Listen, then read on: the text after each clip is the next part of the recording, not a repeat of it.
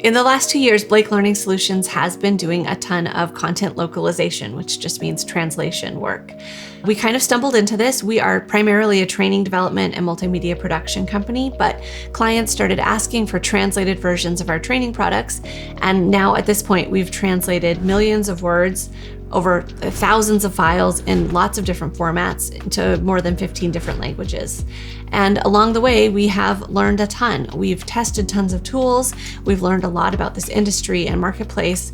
We've figured out what works. And I think that we've learned some things that would be helpful for anyone who's starting to figure out how to tackle a large content localization project. Even if you have never thought you would be working in translation, this might apply to you because we are at an exciting time where AI translation tools are completely transforming the landscape. And companies that never had the budget before to consider translating some of their content have options that they didn't have before.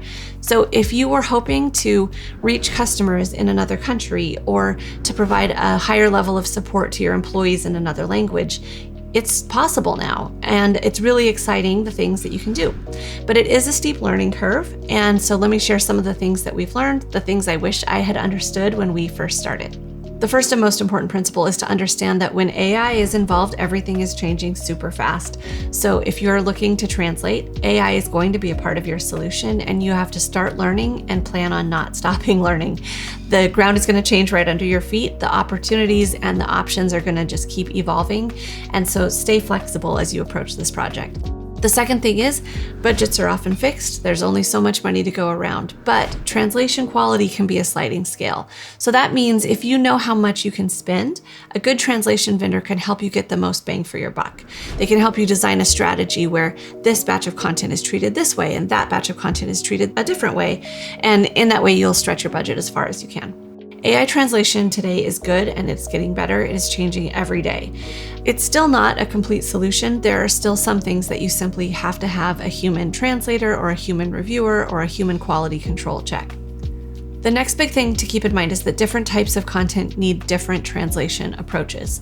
So AI works fine for bulk text with a formal tone. But for tricky content, you will need a human touch. So that includes anything conversational, like interviews, podcasts, or casual blog posts. And it definitely includes important messaging like branding or taglines or mission statements. This is because humans don't speak formally. We use idioms and metaphors and filler words and cultural references and jokes, and we ramble, and all of that can really confuse the AI, and the translations can get weird fast. And sometimes context just doesn't translate very well. So for instance, we were translating a course called Driving Career Development, and the AI translated it as developing your career as a driver. The difference between driving a car or like motivating didn't come through. So we needed a human to catch that and apply the business context, make sure that it translated all the way through. You will simply need a human who understands both languages and both cultures, or the content can get muddled along the way. And for the high impact content, I think it's helpful to think about it in this way. If your team debated every word in your English mission statement, then it probably deserves just as much care in translation, because translation is writing. It's highly subjective. People have different opinions, and a single person's perspective is probably not sufficient for that really important content. For legal content also, I think that often needs a legally trained translator. So for starting a translation project, the bottom line for me is there are so many tools and options available. The right solution for you needs to vary depending on what you are translating, who your audiences are, and what you need.